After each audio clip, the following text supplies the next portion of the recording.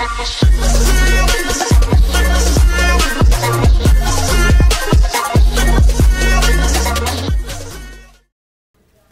cerita bersambung Manusia Harimau dari Sumatera. Selamat mendengarkan. Berhenti di tempatmu, hai pendatang dari seberang, kata Mbah penasaran. Siapa namamu dan apa maksud mendatangi istanaku? Aku yang bernama Raja Tigor dari Muara Sipongi, datang untuk berkenalan, tidak punya niat buruk. Mbah terlalu merendahkan diri. Ini bukan hutan, tetapi istana yang jarang ada bandingannya. Wajahmu yang teramat cantik terkenal sampai ke Sumatera. Itulah yang membuat aku datang, bukan untuk menawarkan diri, karena aku seorang yang buruk, tidak ada harga. Kau bahkan akan jijik melihat aku, Mbah Sakti, sahut Raja Tigor yang belum kelihatan rupanya, tetapi telah bicara dengan Mbah penasaran. Mendengar kata-kata pendatang yang sangat merendahkan diri itu, wanita sakti jadi simpati padanya. Orang hebat ini lain benar dengan muridnya yang sombong, pikirnya. Walaupun Raja Tigor berkata manis dan hanya ingin berkenalan, tetapi Mbah penasaran sebagai orang sakti yang banyak ilmu, tetap menaruh curiga padanya. Tiap orang berilmu selalu berprasangka buruk terhadap orang lain yang mempunyai ilmu tinggi. Apalagi dalam hal ini Erwin, cucu Raja Tigor yang sudah berkali-kali mau dibinasakan Ki Ampuh, dan Ki Ampuh muridnya. Bolehkah aku masuk menghadapi Tuan Putri di istana? Aku habis berjalan jauh, haus dan lapar. Kurasa Tuan Putrilah orang yang paling tepat kudatangi.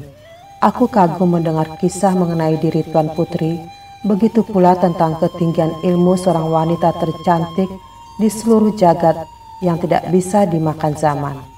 Banyak kisah hebat sudah kudengar, tetapi demi semua dewa, belum ada yang mampu menyaingi Tuan Putri, kata Raja Tigor.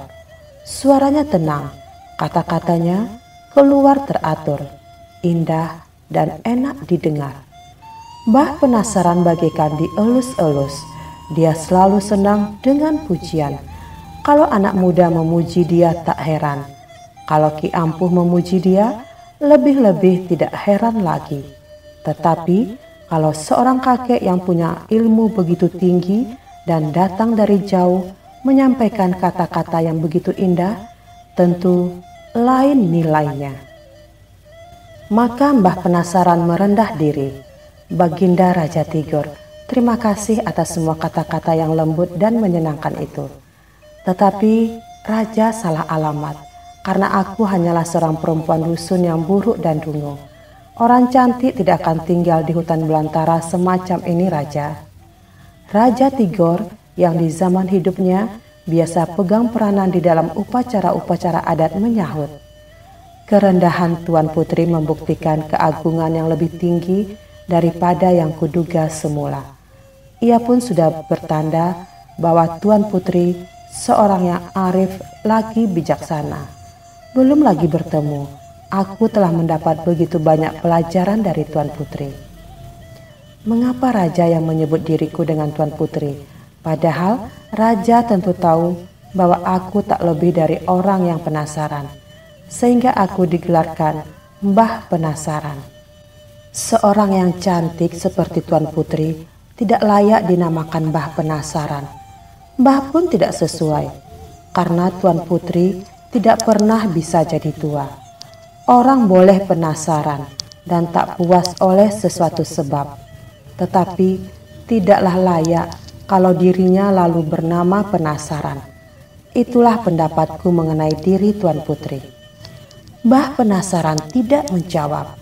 Dia segera merasa bahwa apa yang dikatakan Raja Tigor semua benar.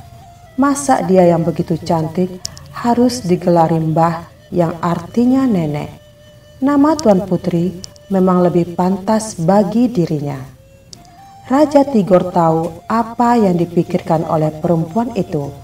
Kini dia berkata, "Aku hanya orang hina dari seberang yang datang merantau sejenak kemari. Kalau Tuan Putri tidak mengizinkan aku menghadap, maka aku akan mengundurkan diri, kembali ke dusun burukku dengan perasaan kecewa. Memang akulah yang tidak tahu diri, seburuk dan sebodoh aku tidak pantas menghadap. Jangan pergi, kata Mbah Penasaran. Kalau Raja Tigor sudi, silakan masuk. 2 dayangku akan menyambut raja di pintu gerbang. Raja Tigor mengubah dirinya menjadi manusia biasa. Badan tetap dengan muka buruk, tetapi menggambarkan kepolosan hati. Ketika kedua dayang-dayang Mbah Penasaran datang, dialah duluan memberi hormat, sehingga kedua wanita itu simpati padanya. Dayang-dayang itu membungkukkan diri, keduanya sangat rupawan. Terima kasih wanita-wanita jelita, kata Raja Tigor. Bolehkah aku yang buruk mengetahui nama kalian? Saya Sari, jawab salah seorang di antaranya, dan saudara saya ini Sarah.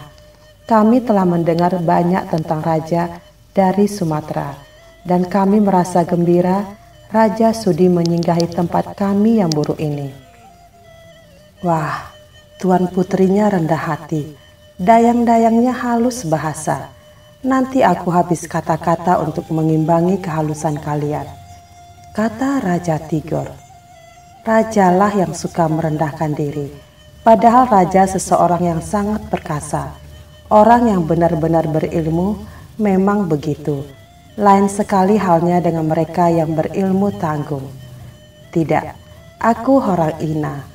Maklumlah, aku hanya manusia harimau. Kalian tentu akan jijik melihat aku kalau aku sedang menjelma jadi setengah harimau. Justru itu maka kami jadi kagum. Di Jawa tidak ada yang begitu. Yang lebih dari aku banyak. Di sini ada siluman celeng, anjing, ular, dan lain-lain. Yang demikian itu boleh dikata tidak ada di Sumatera. Apakah raja mau bertanding dengan Mbah? Oh tidak, aku ingin berkenalan dan belajar. Raja berbeda dari beberapa andalan yang sudah pernah kemari. Kedatangan mereka hanya menantang Mbah bertanding. Tak seorang pun di antara pendatang itu bisa mengalahkan junjungan kami. Nah, oleh karenanya aku tidak berani bertanding dengannya. Kalau aku boleh bertanya, bagaimana kalian sampai menjadi dayang-dayangnya? Kami menuntut ilmu, tetapi persyaratannya kami harus bersedia menjadi dayangnya dulu. Kini pun kami sudah mulai mendapat pelajaran. Ular-ular besar yang menjaga daerah kami tidak akan mau menggigit kami lagi. Tak sampai 10 menit kemudian, tibalah mereka di istana Mbah Penasaran. Selamat datang, ujar Mbah Penasaran. Silakan masuk. Raja Tigor memberi sembah gaya Sunda dengan lebih dulu menyusun ke 10 jarinya. Mbah membalas dengan khidmat. Belum ada pendatang yang berilmu berlaku begitu hormat. Biasanya mereka itu berlaku kasar, baik dalam kata-kata maupun dalam tingkah laku. Saya senang sekali dapat bertemu dengan Tuan Putri yang bukan saja berilmu tinggi untuk diri sendiri, tetapi menurunkan kepintarannya kepada murid-murid. Mbah Penasaran tambah senang.